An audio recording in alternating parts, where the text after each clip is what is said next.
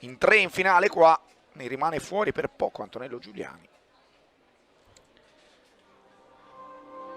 E adesso si passa alla batteria numero 1 delle allieve. Saranno 7 batterie, quindi tanto da seguire.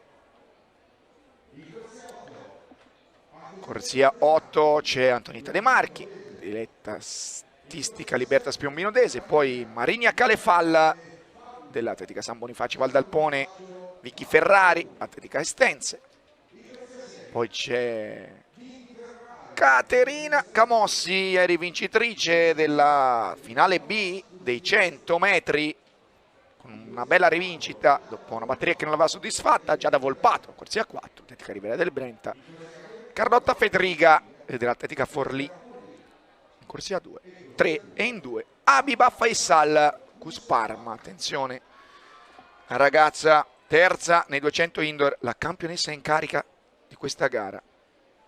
Lei che da cadetta fu già d'argento sui 300 metri. Quindi batteria molto interessante. La Camossi è più centista che duecentista, ma lo scorso anno fece meglio nella gara più lunga, nei 200, terza. 2 del podio dello scorso anno in questa batteria. Faisal all'interno, Camossi che parte molto bene, la ragazza del Costrieste.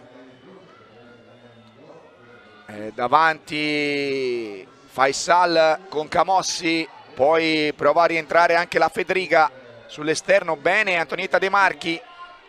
È Caterina Camossi che vince questa batteria, 24,99, stagionale per Caterina.